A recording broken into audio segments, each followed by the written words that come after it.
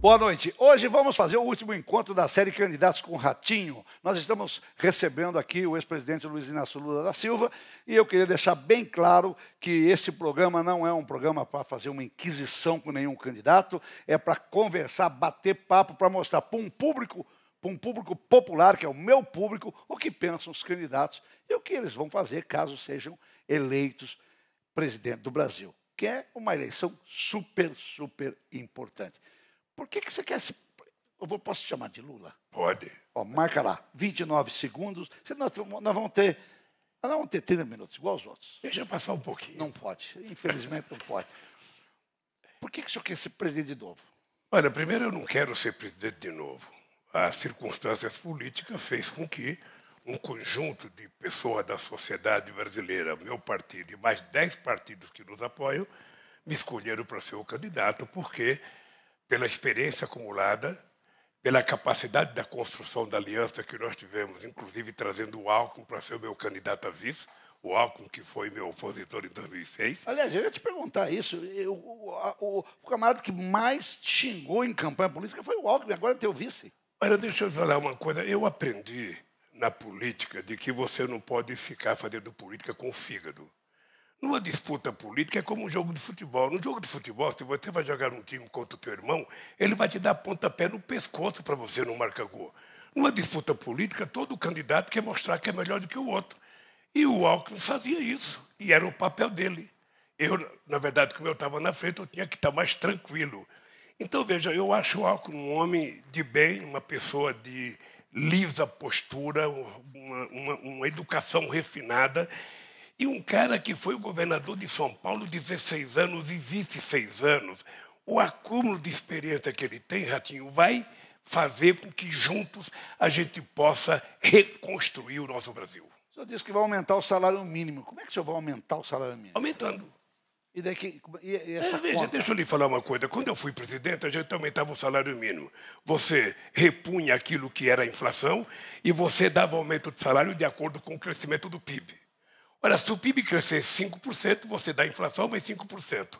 Se o PIB não crescer nada, você dá inflação e não dá nada. Foi assim que nós fizemos durante o nosso governo e, por isso, o salário mínimo aumentou 77%.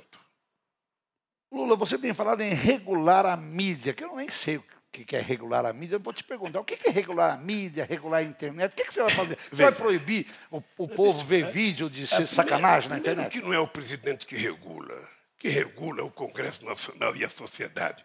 Quando eu era presidente em 2009, nós fizemos... Já pensou você proibir o meu programa? Não, não vou proibir. Eu quero que você faça mais programa e me convide mais vezes. Deixa eu lhe falar uma coisa. Em 2009, nós fizemos uma grande conferência nacional. Participaram mais de 3 mil pessoas, inclusive participaram canais de televisão grandes, rádios, e nós aprovamos um processo que depois não foi encaminhado. Aí se cria a ideia de que a gente quer regular. Você não pode regular revista, você não pode regular jornal, você pode tentar fazer com que os meios de comunicação no campo eletrônico e na internet possam ser regulados de acordo com os interesses da sociedade. É importante a gente lembrar que a última regulação foi de 1962. A gente ainda vive no tempo do telégrafo. Então é preciso tentar adaptar a legislação à realidade contemporânea que estamos vivendo. Os seus adversários dizem que o BNDES, no seu tempo, financiou obras em países como Bolívia, Nicarágua e outros países, Venezuela, Cuba. Se você voltar a ser presidente, vai continuar isso? Primeiro, deixa eu te dizer uma coisa. Você que é uma pessoa influente e você que é uma pessoa que tem um público, que é um público que eu conheço bem, sim, que é o meu meio ambiente. Sim. Deixa eu lhe falar uma coisa. Quando você está financiando uma obra lá fora, você está financiando a tua engenharia, você está exportando a tua engenharia. Você vai fazer, por exemplo, quem começou a fazer o metrô de Caracas foi o presidente Fernando Henrique Cardoso. Então, primeiro, quando o BNDES empresta dinheiro, a empresa é obrigada a contratar uma empresa brasileira. Segundo, os componentes são comprados do Brasil. Então, na verdade, o que você está fazendo é exportando Além de você receber o dinheiro dele de volta, o mundo inteiro, como é que você acha como é que você acha que o Brasil se desenvolveu? Você sabe quanto dinheiro os americanos colocaram aqui no começo do século passado? A Inglaterra, o Canadá? Alguns países não pagaram. Não pagaram. Veja, todo mundo paga. Todo mundo paga. Você pode ter dificuldade aqui ou ali, mas você paga. Você está lembrado que quando o Delfim era ministro, quando o Fulano era ministro, o Brasil vivia de joelho junto ao FMI. Todo mês descia um casal, um homem e uma mulher de Washington para vir aqui fiscalizar nossas contas. Eu simplesmente acabei com isso, porque eu aprendi com a minha mãe. Eu só posso fazer dívida que eu possa pagar. Eu só posso gastar aquilo que eu ganho. Então eu paguei o FMI, emprestei 15 bilhões para o FMI e fizemos uma reservazinha de 370 bilhões de dólares, coisa que o Brasil não tinha. Então, veja, deixa eu lhe falar uma coisa. O Alckmin fez muita crítica a mim em 2006 sobre esse negócio de exportar a engenharia.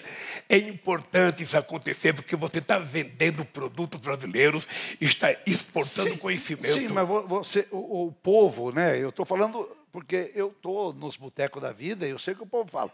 O povo acha que quando o candidato fala e mostra, né, na televisão que tem muita gente passando fome, que tem muito coitadinho, que vai pegar o dinheiro que é brasileiro e que vai dar dinheiro para fora. Então, por que não dá para o coitadinho? É porque esse dinheiro não pode ser usado internamente, ele é emprestado. Não é dinheiro do orçamento, é dinheiro de um banco. Então, o banco pode emprestar para um empresário brasileiro chamado Ratinho, mas se o Ratinho não precisar de dinheiro e precisar um outro, você empresta. As condições de juros é impostas por você, desde que, e veja, o Brasil é o único país do mundo em que obriga, quando alguém recebe o financiamento, contratar a empresa brasileira. Isso é uma coisa extraordinária. Então, quer dizer que isso vai continuar. Veja, se alguém precisar, muitas vezes ninguém vai precisar de dinheiro. Os Estados Unidos nunca vai precisar de dinheiro nosso. A Alemanha nunca vai precisar. Mas se você precisar financiar, coisa que você não poderia utilizar aqui dentro, porque, a não ser que o empresário brasileiro quisesse tomar. O que você poderia ficar nervoso comigo, Ratinho? Vamos supor que tem uma empresa brasileira que quisesse 1 bilhão de financiamento e tivesse uma empresa estrangeira que quisesse 1 bilhão de financiamento. Se eu deixasse de emprestar para você, brasileiro, para emprestar para o estrangeiro, aí você tinha razão de ficar puto comigo. Sabe? Mas se você não quer o dinheiro dele, está no banco e alguém quer tomar dinheiro emprestado e você vai ganhar juros porque você está emprestando, além do que você vai exportar peças, você vai exportar equipamentos, você vai exportar caminhão, você vai exportar tratores. Ou seja, é uma coisa boa para os países. É assim na história da humanidade. O Brasil, no começo do século XX, ele cresceu porque alguém resolveu financiar a ferrovia, porque alguém resolveu financiar a hidrelétrica, porque alguém resolveu financiar a ponte. Por que no seu governo não teve ferrovia? É lógico que teve ferrovia. Que teve. É o seguinte, você é o seguinte, eu vou te mandar, se você prometer, não teve nenhum trilho. Se você prometer para mim falar aqui, eu vou te mandar os números. Deixa eu te contar uma coisa. Foi no governo do PT que nós fizemos a ferrovia que saiu do Maranhão, do Porto de Itaqui, que tinha feito só 200 quilômetros pelo presidente Sarney e pelo presidente Fernando Henrique Cardoso, e trouxemos elas até Cruzeiro do Oeste, aqui em São Paulo. Foram quase 2.000 e poucos quilômetros de ferrovia. Essa foi feita. Segundo, nós fizemos a leste-oeste na Bahia, começamos a fazer agora, a ferrovia. Você sendo eleito presidente, você vai fazer mais ferrovia? Precisa fazer mais ferrovia, sabe por quê? Vai privatizar essas ferrovias? Sabe por quê? Veja, depende. O governo não tem dinheiro para fazer. Depende, você só pode privatizar se tiver alguém que queira comprar. O governo, uma ferrovia, não é uma coisa estratégica que tem na mão do Estado. Sim. Mas muitas vezes, se o Estado não for indutor daquele investimento, ele não acontece. Então, o que o Estado tem que estar preparado? Para ter dinheiro para emprestar a quem queira fazer. Eu vou te contar uma história. A Transnordestina. A Transnordestina ela é privada. O governo brasileiro colocou 5 bilhões de financiamento para a gente fazer uma ligação Porto de Pecém ao Porto de Suape, Pernambuco, passando por Eliseu Martins, no Piauí, para que a gente pudesse carregar o produto de um porto para outro. Até hoje ela não ficou terminada, porque tem briga entre os setores privados também. Não pensa que é só o setor público que tem briga. Mas nós vamos apostar em ferrovia por quê?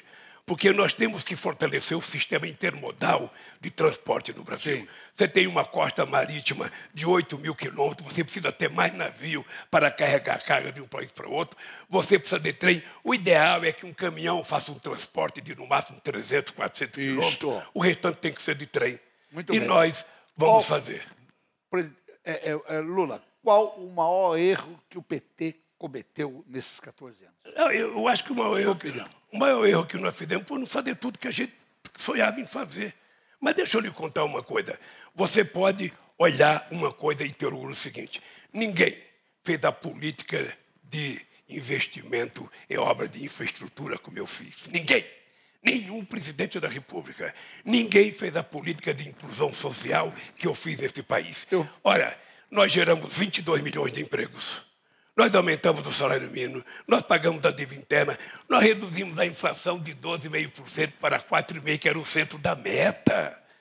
E no meu tempo de presidente da República, todas as categorias de trabalhadores organizadas recebiam aumento acima da inflação. Hoje, nem 10% recebe.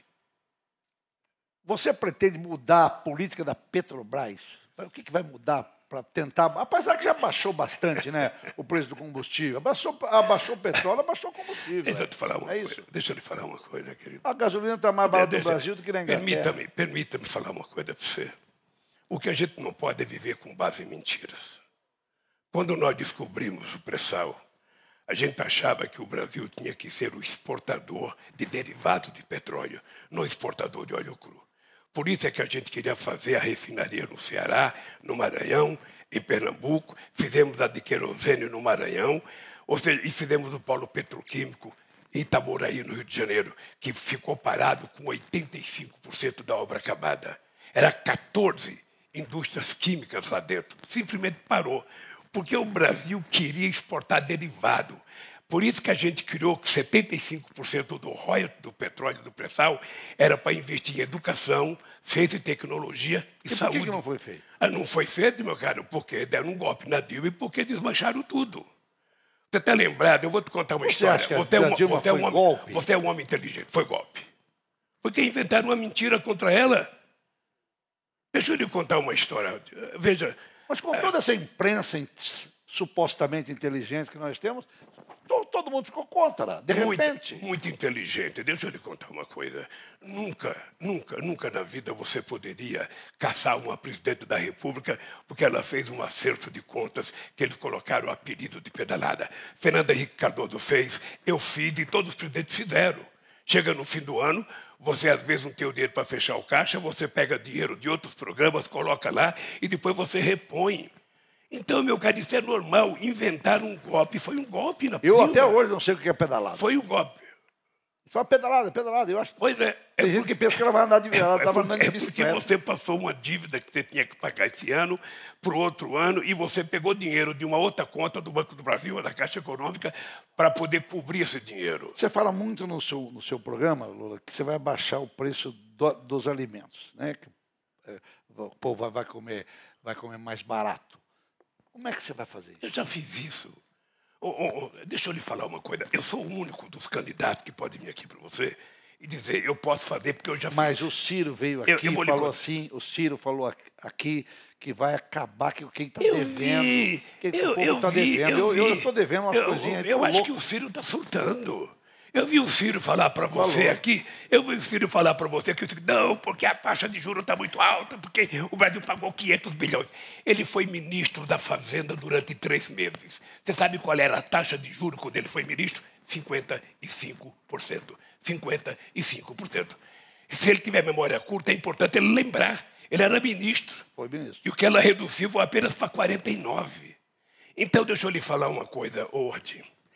Presta atenção numa coisa. Quando eu cheguei na presidência em 2003, você acompanhou isso, a gente tinha uma dívida interna de 60,5% do PIB. Eu deixei com 37,7%. A gente tinha uma dívida externa com a FMI que nós pagamos. O salário mínimo não aumentava, nós começamos a aumentar o salário mínimo. Nós saímos de 100 bilhões de fluxo de comércio exterior para 482 bilhões de reais. Ou seja, o Brasil ganhou protagonismo internacional Eu não esqueço nunca, eu tenho uma cunhada minha que estava construindo uma casinha em Peruíbe. Ela pagava o saco de cimento R$23. Quando chegou em setembro de 2003, tinha baixado para R$9. Então, é possível você reduzir o preço da comida, primeiro, aumentando a produção. Você está lembrado quando houve a crise em 2008? Eu criei um programa chamado Mais Alimentos, para financiar trator e implementos agrícolas para a agricultura. Vendemos 80 mil tratores. Vendemos milhares de caminhões pequenos. Como é que chama? O MST. MST está te apoiando desde o primeiro dia. Movimento Sem Terra. O Movimento Sem Terra. Eles vão começar a invadir as fazendas, vão ou não vão? Vou te dar um número aqui. Não, tem que perguntar. Você que é um cara estudioso, eu vou te dar um número. Eu não estudei. Você sabe quanto de terra o PT colocou e disponibilizou para assentamento? 52 milhões de hectares. Isso é tudo que foi feito em 500 anos. Assentamos quase 700 mil famílias. E hoje os sem terra estão noutra. Os sem terra hoje estão produzindo, organizando cooperativas e já viraram o maior produtor de arroz orgânico da América do Sul. Você virando presidente, você não acha que eu sentir a vontade para invadir? Deixa eu falar uma coisa para você. Me dá 2 terras produtivas que os sem terra invadiram. Sabe o que acontecia, na verdade? Os sem terra invadiam uma área. Quem media se era produtivo ou não, não era eles, era o governo através do INCRA. E quem pagava era o INCRA. Era o governo que arcava com a responsabilidade de pagar a terra que muitas vezes o empresário não conseguia vender no mercado, porque ninguém estava querendo comprar terra. Então, o que eu quero te dizer é o seguinte: eu vou ganhar as eleições, a gente vai ter paz na cidade, a gente vai ter paz no campo, as famílias vão voltar a comer. Você pensa que eu não vi você falar com o Bolsonaro que tem gente falando de picanha? Eu vi você falar. Claro, é eu que falo em picanha. Falou, é eu que falo em picanha. Deixa eu te falar uma coisa. Deixa eu te falar uma coisa. Assim, eu vou lhe falar uma coisa, cara. Vou lhe falar uma coisa. É que você está no outro mundo. Não estou nada. Mas às vezes, o povo que está assistindo o teu programa, muitas vezes ele vai no açougue e compra uma picanha desse tamanho pensando que é picanha. Ele compra colchão duro. Porque a picanha é uma pecinha assim. Agora, o que eu tenho dito? Quando eu era presidente, eu vi um cara, uma televisão famosa foi entrevistar, o cara tirou um filé e pegou o filé e falou: eu nunca tinha comido filé, agora com o Lula eu estou comendo filé. E a gente passou a comer picanha, eu digo todo dia, nós vamos voltar a comer picanha. Sabe aquela parte com aquela gordurazinha passada na farinha, a gente mastigar aquilo, tomar uma cervejinha gelada? É tudo que o povo quer, Ratinho.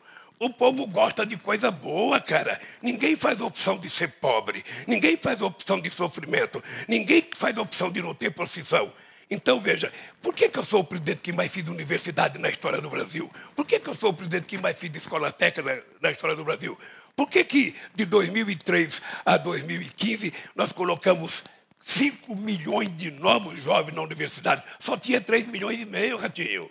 E nós vamos fazer outra revolução na educação, na ciência e tecnologia, vamos aumentar salário, aumentar a produção, financiar mais a agricultura, tanto grande quanto pequeno, porque nós precisamos produzir mais. Uma pergunta que todo mundo me faz, eu tenho que fazer para você. A gente está vendo que a Argentina está indo muito mal. Né? Está indo muito mal. Todos esses países que se ligaram muito à esquerda estão indo mal. Você diz que é esquerda. Como é que nós vamos fazer? Primeiro, eu sou torneiro mecânico. Tá? Você é direita, de profissão. Veja, eu me considero um cidadão de esquerda. Eu me considero um cidadão de esquerda. Eu me considero um socialista, sabe, refinado, porque eu defendo a propriedade privada, eu defendo a liberdade de organização, eu defendo o direito de greve. Porque é engraçado esse mundo. Veja, eu sou teu empregado. Eu peço um aumento para você. Você me nega o aumento. Não acontece nada com você. Aí eu tenho para vender minha mão de obra. Eu faço uma greve, a polícia vem para cima de mim. Por que a polícia não foi para cima de você que negou? Por que só vem para cima de mim? Ora, você vendo o teu emprego e eu vendo a minha força de trabalho. Então, o que eu quero é construir um mundo mais harmonioso. Eu já fiz isso, Ratinho, mais justo. Esse país era feliz. Até você era mais feliz. Até você dava mais risada. Até você sabia. Eu ganhava mais esse povo que te assiste agora. Porque entrou o Maciel que diminuiu muito. Esse teu público que está nos ouvindo aqui, ele sabe que ele comia melhor. Ele sabe que ele passeava melhor, ele viajava de avião. Quando ele começou a viajar de avião, os nossos inimigos diziam o seguinte: o aeroporto virou uma rodoviária, está cheio de pobre. E é isso que eu quero que as pessoas viajem, que as pessoas possam comer, possam beber, possam se vestir bem. É para isso que você é presidente da República. Eu vou fazer um negócio que eu sou meio contra. Todos os candidatos que falam que vão dar dinheiro para quem está sem trabalho. Eu sou a favor de dar dinheiro para quem está trabalhando. Pode até dar para quem está sem trabalho, dá lá um dinheiro, mas se o cara arrumar emprego, dá um pouquinho a mais, porque senão fica um povo ganhando uma mixaria e sem procurar emprego. Posso te contar uma coisa?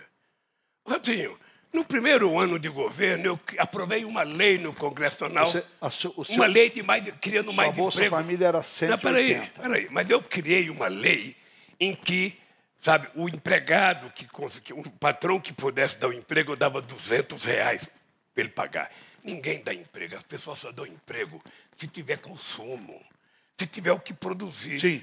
Então, veja, por que eu fiz o Bolsa Família? Porque você tinha uma parcela da sociedade que estava abaixo da linha da pobreza. Foi um bom programa. Mas não foi o Bolsa Família que resolveu o problema, Sim, não. mas eu acho que o Bolsa Família... Pois é. Você toma o Bolsa Família quando o cara arruma um emprego, ruim. Mas o que resolveu a situação no Brasil foi o salário mínimo aumentar todo ano, foi a gente fazer política de financiamento. Nós saímos de 5 bilhões de reais da agricultura familiar para 30 milhões. Sim.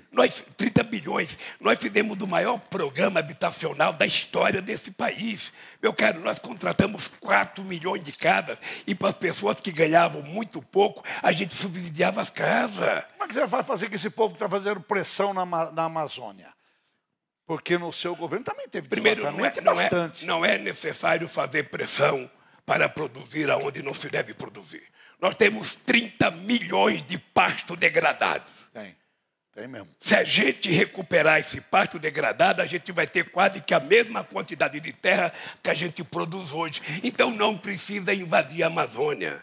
A Amazônia pode significar um patrimônio para a humanidade.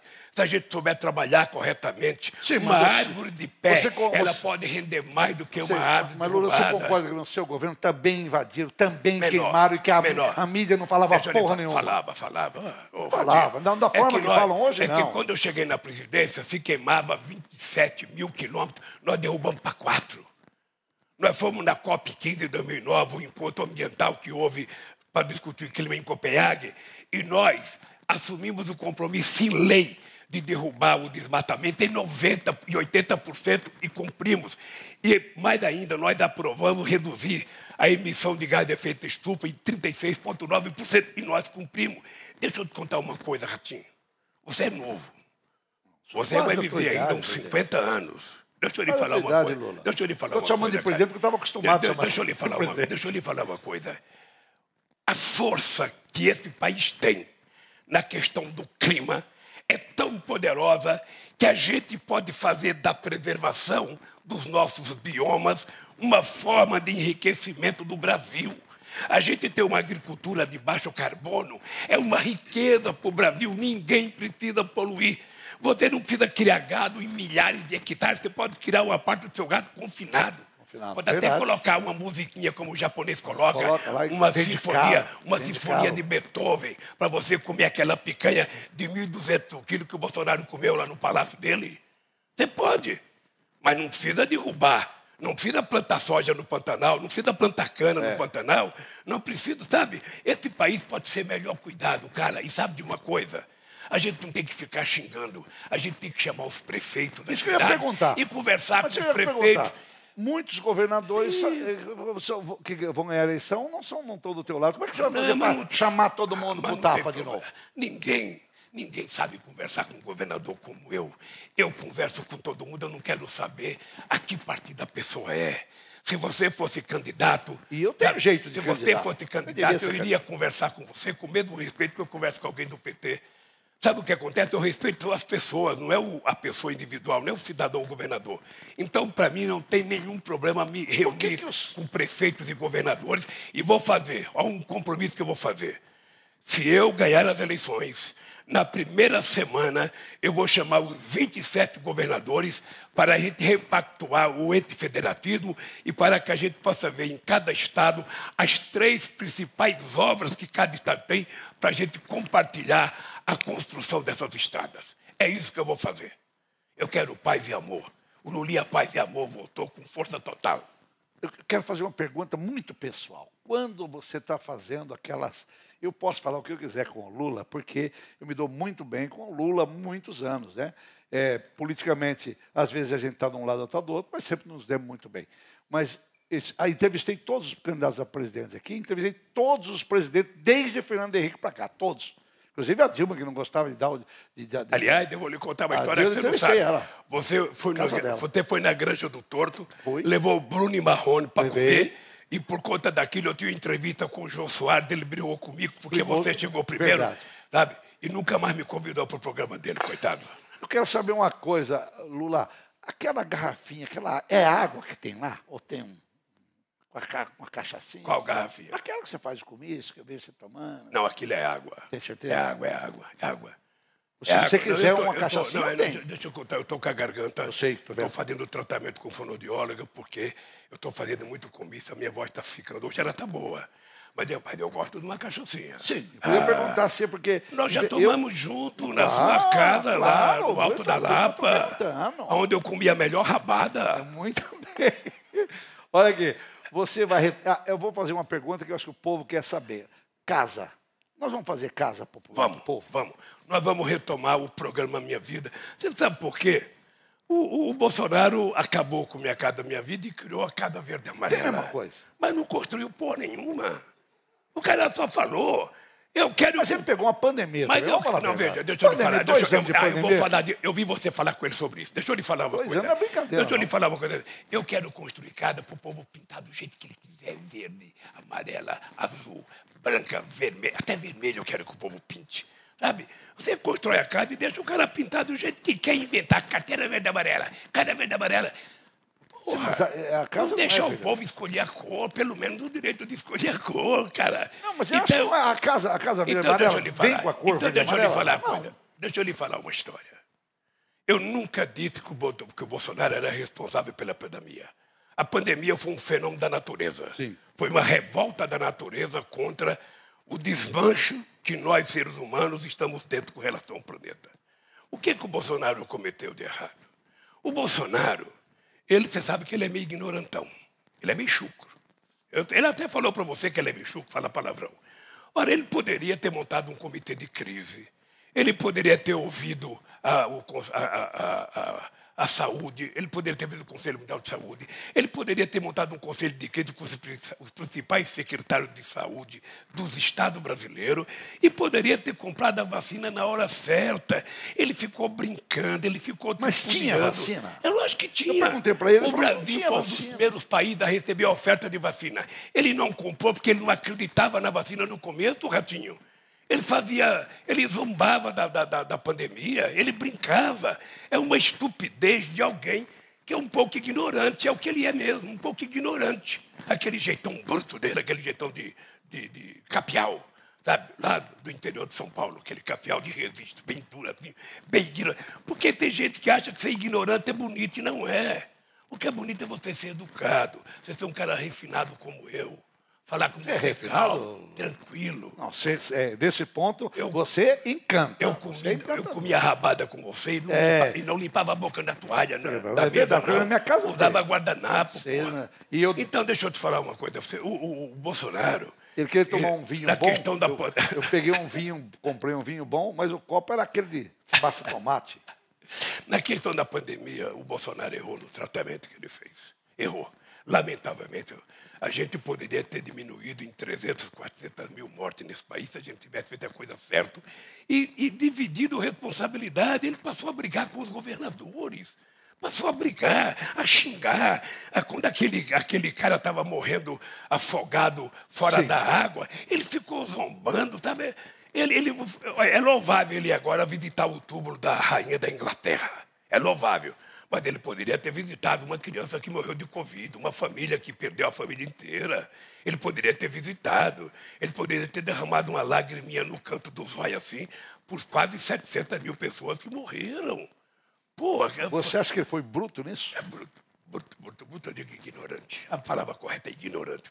Ignorante não é palavra ofensiva. Não é. É ignorante. Jeitão. O cara é chucrão. Muita gente está deixando de votar no Bolsonaro por causa do jeitão dele. E Ele ele vai sabe votar porque sabe que eu sou melhor que ele para cuidar do povo. O povo sabe que eu sou melhor. Amanhã você não vai vir. O povo sabe que eu fui o melhor presidente da República desse país porque cuidei do povo. A palavra correta não é governar, é cuidar do povo. Olha, eu quero deixar bem claro para todo mundo que está nos assistindo aqui que eu tratei todos os candidatos da mesma forma, que é isso que a lei me permite. Eu não tenho que ficar puxando o saco de candidato e não tenho que bater em candidato nenhum. Não é a minha obrigação. Nem puxar o saco, nem bater. Mas mostrar o que o candidato vai fazer. Eu quero prestar o meu testemunho. Eu assisti a sua entrevista com a Simone, assisti com o Ciro e assisti com o Bolsonaro. E você foi respeitoso com todos eles. Tem que ser. É assim que tem que ser. Tem que ser. Por isso que você é o ratinho. Olha, eu queria te agradecer bastante. Você vai ter mais um minuto para você falar o que você quiser aqui para dizer que o nosso programa é assim. É um quadro para bater papo, né? Não é para saber como é que está a cabeça do candidato, enfim. Você tem um minuto para você falar. A única coisa que eu queria dizer, Ratinho, é o seguinte: faltam poucos dias para as eleições. Pouco menos de 10 dias para as eleições, em que eu queria que você comparecesse. Você que acha que vai se abster, você que acha que não gosta de ninguém, por favor, vá para a urna, vote, escolha quem você acreditar que vai consertar esse país, mas vote para você ter o direito de reclamar, para você ter o direito de xingar, para você ter o direito de cobrar. Se você não for votar, você não vai poder cobrar nada de ninguém. Então, veja, é importante que você assuma a responsabilidade. Esse Brasil, ele será da qualidade que você quiser, do tamanho que você quiser, e ele vai ser tão bom quanto você quiser. Por isso, no dia 2 de outubro, compareça às urnas e deposite amor, esperança e não ódio naquela urna. Muito bem. Assim nós encerramos a série Ratinho com os candidatos. E muito obrigado a você. Desculpe por ter incomodado nesse horário depois do jornal. E a gente volta com o nosso programa ao normal. Um abraço, gente. Obrigado, presidente. Um abraço, querido.